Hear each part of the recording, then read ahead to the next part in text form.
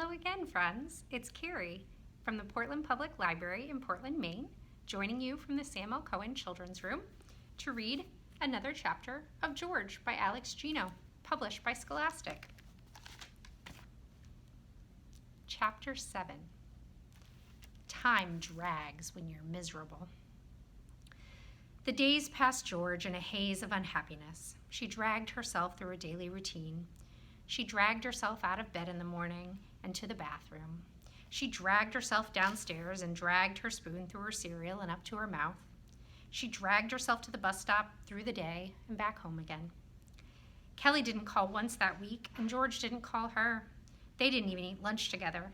Kelly ate with the other lead actors and talked about the play. When Kelly did look George's way, she gave George an awkward, forced smile. George ate lunch by herself that week. On Thursday, she sat down without looking and realized she was directly across from Jeff and Rick. She spent the entire lunch period staring at her tray and listening to them snicker about Mrs. Fields, the kindergartners, and of course, George. At home, Mom didn't say anything about George's bag or much of anything else either. She went about her day with a stormy face and rigid movements. George tried to avoid being in the same room with her. She ate her dinner as quickly as she could, skipped all but her favorite shows on TV, and spent as much time in her room as possible. And she couldn't stop thinking about her magazines. Saturday morning, when there was a heavy knock-knock on the bedroom door, George expected Mom. Instead, she was surprised to see her brother holding up 2 video game driving wheels. Want to play Mario Kart?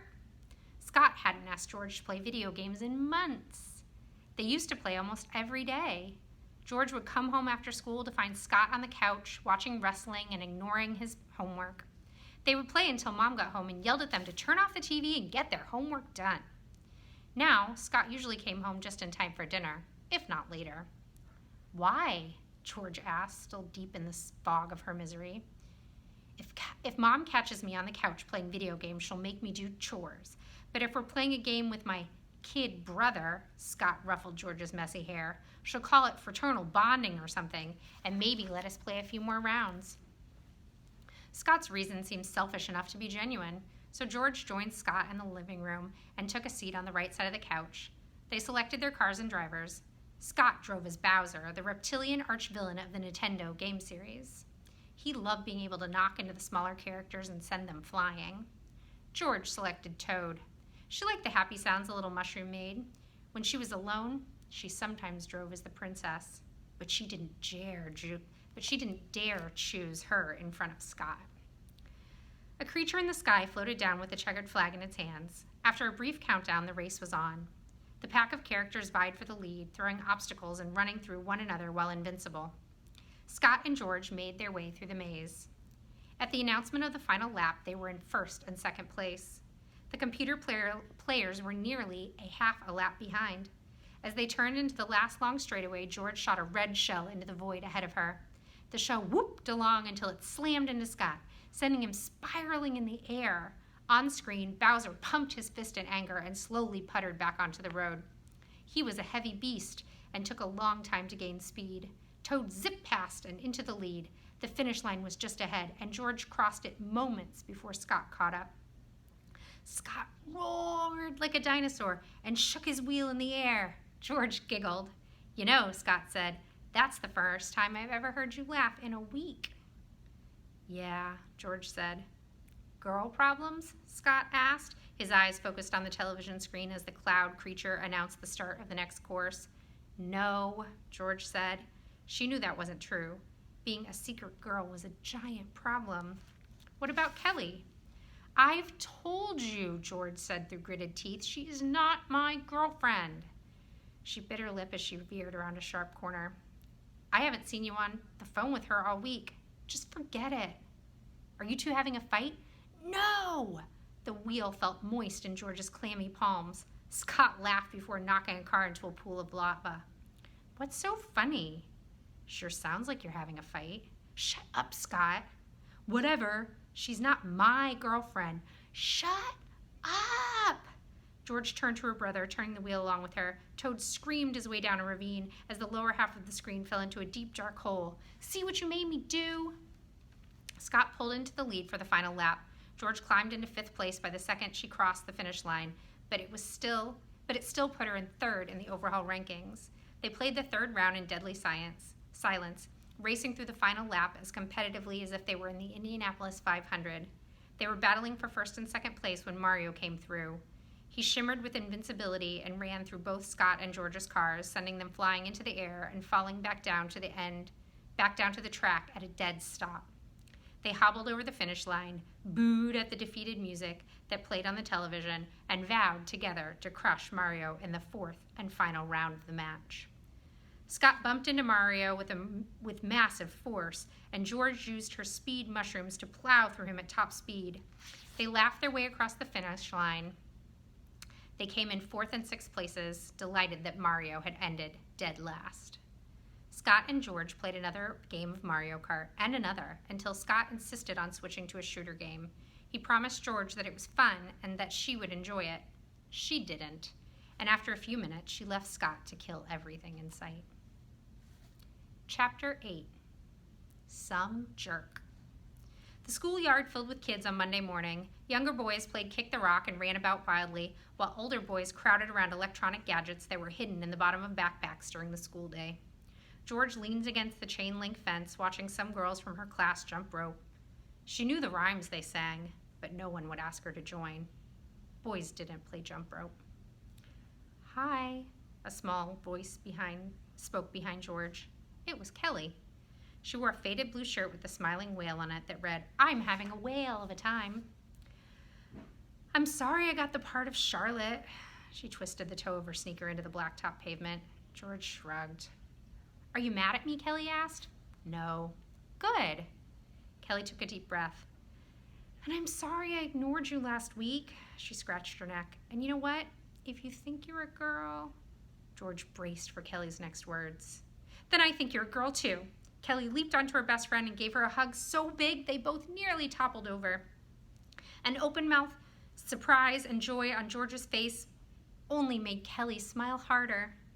"So you're like transgender or something?" Kelly whispered as best she could in her excitement.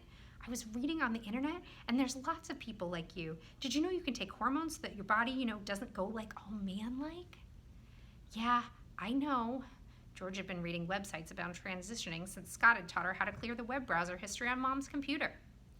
"But you need your parents' permission." "Your mom's pretty cool," Kelly said, her eyebrows lifted. "Maybe she'll be okay with it." George shook her head and looked down, staring at her shoelaces. Even without closing her eyes, she could see her denim bag hanging from Mom's long finger, swinging slightly. The words, "It's not cute anymore," echoed in her mind. She told Kelly about her bag of girls' magazines and about Mom taking it. "But that's not fair!" Kelly was indignant. "You didn't steal them. What right does she have to take them from you?" "Sometimes transgender people don't get rights." George had read on the internet about transgender people being treated unfairly. "That's awful." "I know." After an awkward silence, Kelly showed George some pictures she'd taken that weekend at the park. Many of them were close-ups of leaves, and some of them were quite striking. The ways the light hit different parts of the leaves made them look three-dimensional. Kelly drew her camera out of her pocket. Then she started giving out directions as she circled around George, shooting away. "Smile more, like you've got a present. Now surprise when you open the gift. And joy, just like you got what you always wanted." George frowned. "Could you take pictures of the face I'm making instead of telling me what face I should make?" "I'm just trying to provide a little artistic direction." "Never mind." She put her camera back in her pocket and joined a group of girls playing hopscotch. George leaned against the fence and looked up at the cloudy sky. When the bell rang, the playground formed into girls' and boys' lines for each class. Once upstairs, George settled into her seat and began the assignment written on the board. It asked her to find as many words as possible that she could create from the letters of the word performance. George stared at the 3 words on her page: perform, more, and for. She refused to write down man, even though it kept smacking her in the face, blocking her view of the other words. George still had the same 3 words on her page when Miss Udell began her morning announcements. "As you're aware, our play is fast approaching. It's time for us to kick into high gear. We'll be limiting our traditional academic endeavors to the forenoon hours." Miss Udall ignored the blank stares she received from the class. The time after you ingest your midday nourishment will be entirely devoted to theatrical pursuits. I think she means no work after lunch, Chris called out. I most certainly do not. Miss Udall had a stern look for a moment before breaking into a grin. But I do mean that we will be in the classroom only until lunchtime. The auditorium echoes, and I want the cast to get some experience projecting their voices properly. Plus, the crew needs to put together our set. The class cheered, some for the play, but most because they would have less classwork. Kelly cheered loudest of all, but George remained silent. She didn't want to go into high gear. She didn't want to think about Charlotte anymore. She wanted the play to be over and done with. The only good part of Miss Udall's plan was that it meant the class would skip afternoon gym. Miss Udall quieted the students and continued, That does not mean that we won't be working hard in the mornings. In fact, we'll need to be twice as efficient. And I'm sure I don't need to remind you, Miss Udall eyed Jeff, Rick, and then Kelly, that students who cannot keep their attention on their studies in the morning will be sent to another classroom in the afternoon to complete them, as well as additional assignments. The morning passed in a drone of vocabulary, fractions, and reading. Not another word about the play was said until lunch, when the long lunchroom table burst into a flurry of excitement. Kelly said she knew all about voice projection and that she would be happy to help anyone who needed some coaching. No one took her up on it. When the bell to end recess rang, Miss Udall met her class in the playground instead of waiting for them upstairs as she usually did.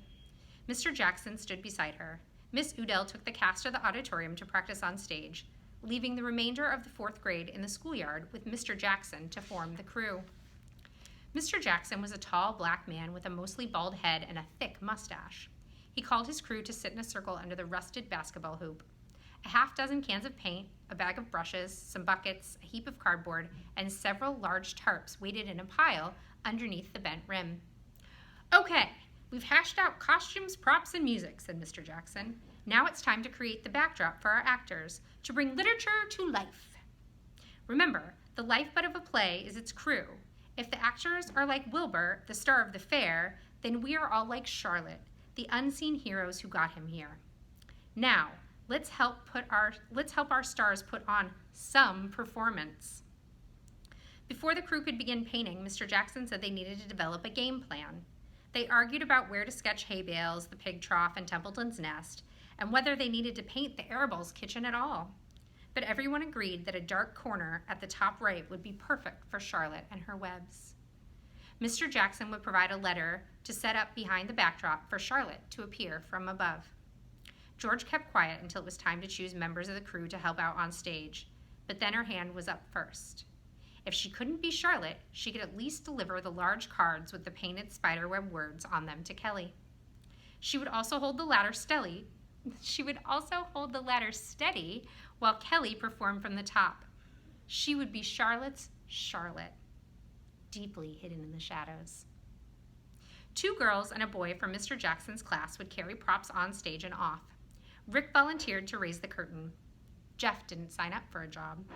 He said he'd rather eat a spider than come back to school in the evenings. The stagehands were advised to wear all black on the day of the performance so they wouldn't stand out during the show. Finally, it was time to get to work painting the main backdrop for the play. The crew laid heavy tarps over the cracked blacktop yard. The tarps were covered in blobs and trails of yellow, blue, orange, and red. The canvas stuck to itself and crackled as the students unfolded it. Mr. Jackson handed out smocks made from large men's button-down shirts. Jeff refused to wear one, saying it looked too much like a dress. 4 students unfolded a mass of white cloth to lay out over the tarp. It was made from 2 flat bed sheets sewn together and would be their backdrop. Each member of the crew was given an assignment. George's job was to paint the pig trough. She laid down a base of brown paint. Once the edges dried a bit, she would outline it and add some detail in black. While she was waiting, she dunked her brush into a plastic cup of milky, murky water. She swished the paintbrush around, watching the brown sludge swirl, revealing wisps of green. As she was sweeping the paintbrush across a corner of canvas to dry out the brush, she heard Rick and Jeff chatting. "What do you want to pull the curtain for?" said Jeff, his voice filled with disdain. I don't know, said Rick. I just, thought it would be fun. I think it would be more fun to pull the curtain down right in the middle of the show, Jeff laughed. Rick gave a hollow chuckle. Yeah, sure. Oh, come on, Rick, what's your deal? All of a sudden, it's like you care about this dumb play. Look at you worrying about how many strings there are going to be on that thing of hay. They're called bales, and Mr. Jackson said that the string was called twine. Who cares, said Jeff. You're being a stuck-up. I am not, Rick yelled and flicked his brush at Jeff. A stream of yellow sun streaked down the white cotton sheet. Now, look what you made me do. Rick searched for a rag and tried to wipe off the paint. Whatever.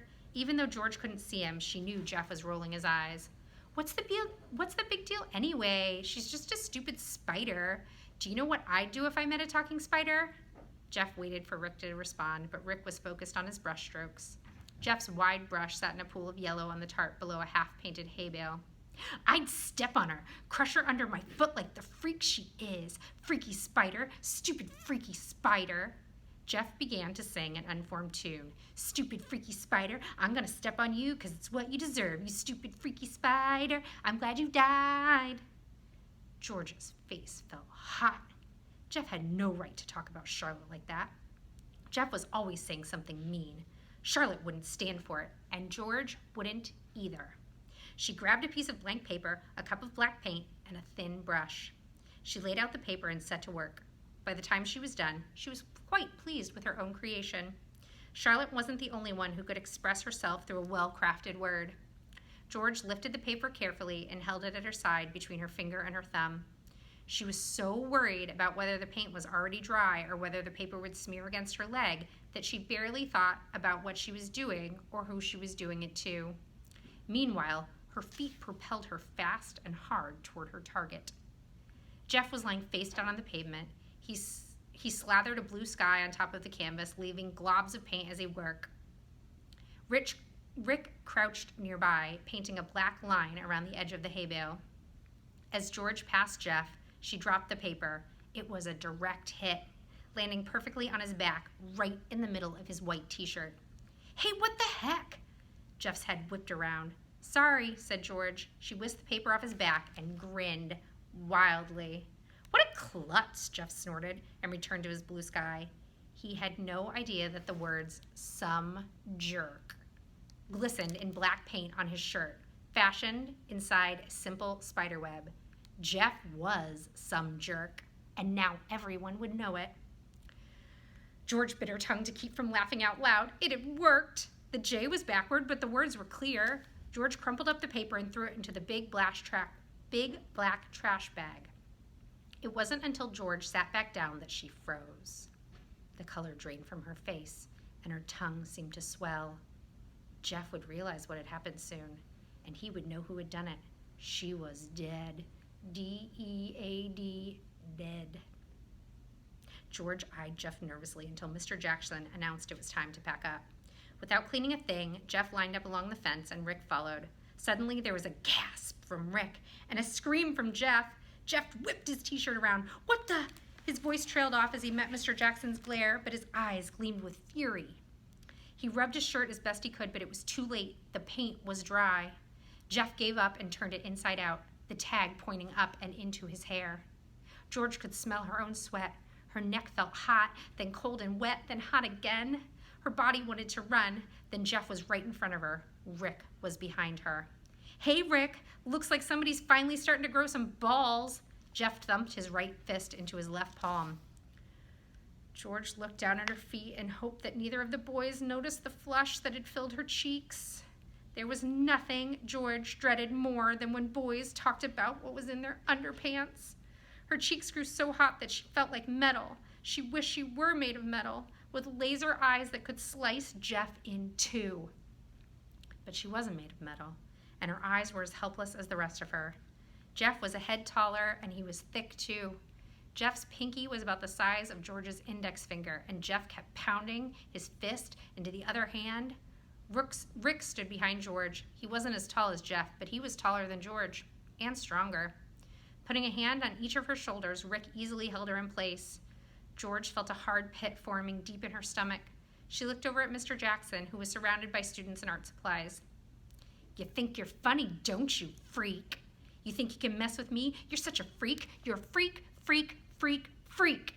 Jeff flicked his finger against George's forehead with each freak.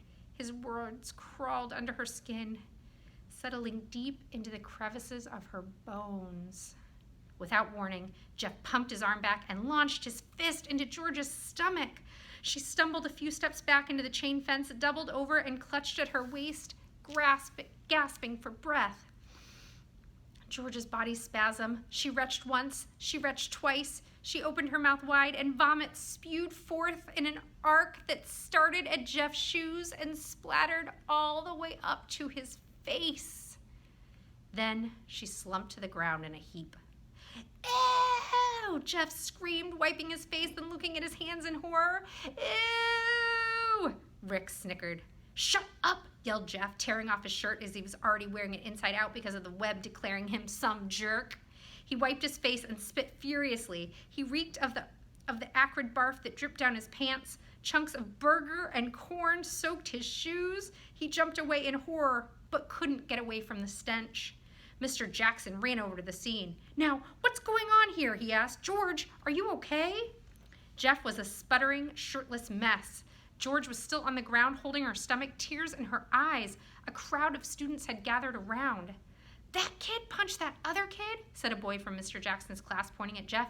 And then that kid, his finger turned to George, went black, and hurled, and it flew and landed all over that kid, his finger pointing back at Jeff. Thank you very much for the play-by-play, Isaiah. Now, if you would please get in line. Mr. Jackson addressed the fourth graders. In fact, if you would all please get in line, Jeff, I want you at the very front with me. George, you too. Mr. Jackson helped George up. George's stomach hurt and her mouth felt raw. The word freak echoed between her ears. She followed Mr. Jackson and Jeff, who was still shirtless, into the school. The outside world felt distant, and she couldn't make out the whispers of the fourth graders behind her. On the way, Mr. Jackson stopped at the main office to get a school t-shirt for Jeff. Miss Davis, the school secretary, brought one out. She had a small face, an even smaller nose, and short, dark hair that grayed at the temples. This vomit reeks, Jeff complained. I gotta clean up first. Ms. Davis sighed. I'll take them, Mr. Jackson. She turned to Jeff and George. But I'm coming in with you. No monkey business. George, Jeff, and Miss Davis went into the boys' bathroom together. George hovered by the trash can near the door. Don't you want to wash up too? The secretary asked. George shook her head. Her mouth still tasted of sick. Suit yourself. Jeff put his head under the faucet to rinse it and wadded up a bunch of paper towels to wipe down his upper body. He put his shirt in the sink and ran water on it, but Miss Davis told him to hurry up. Jeff grumbled, wrung out his shirt, and put on the t-shirt she'd given him. Miss Davis walked Jeff and George back to room 205. Miss Udell and Miss Davis whispered at the door for a few minutes. Then Miss Davis stepped inside the classroom and Miss Udell came out into the hallway. Mr. Jackson spoke with me about the incident in the yard, she said in her iciest voice. Jeffrey, can you please explain to me why you punched George in the stomach? He ruined my shirt, Jeff shouted. Mr. Forrester, Miss Udall addressed Jeff by his last name, I will thank you not to yell in the hallway. Further, there is no excuse for violence on school grounds, or anywhere else for that matter, much less for the sake of a shirt. Mr. Jackson is writing up an incident report. When he is done, Miss Davis will escort you both back to the main office where your parents have been called and will be picking you up. George and Jeff waited in the hallway with Miss Davis, Jeff shooting evil looks George's way the whole time. George stared at the ground. Once the incident report was done, the three of them headed down to the main office. George sat on the bench by the teacher's old-time clock, her feet dangling below her. Jeff sat in a folding chair next to Miss Davis, facing the window, kicking the desk, until Miss Davis told him to quit it.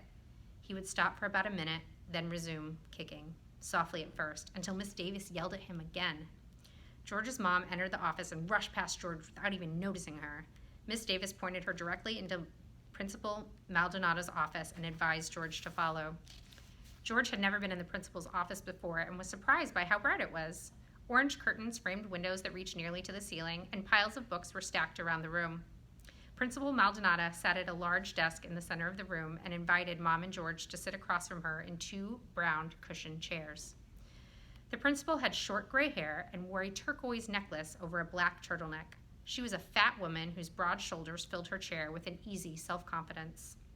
Now, Mrs. Mitchell, George has defaced student property, and that is a serious offense. However, given the nature of the incident, as well as a lack of a prior record on George's part, I would just as soon resolve this as simply as possible.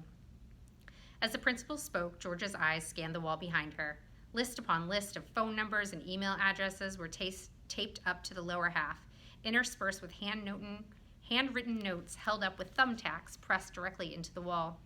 Dozens of signs hung above them, telling kids to eat right, not take drugs, to do their homework, and not be a bully. A sign in the far corner showed a large rainbow flag flying on a black background. Below the flag, the sign said, "Support safe spaces for gay, lesbian, bisexual, and transgender youth."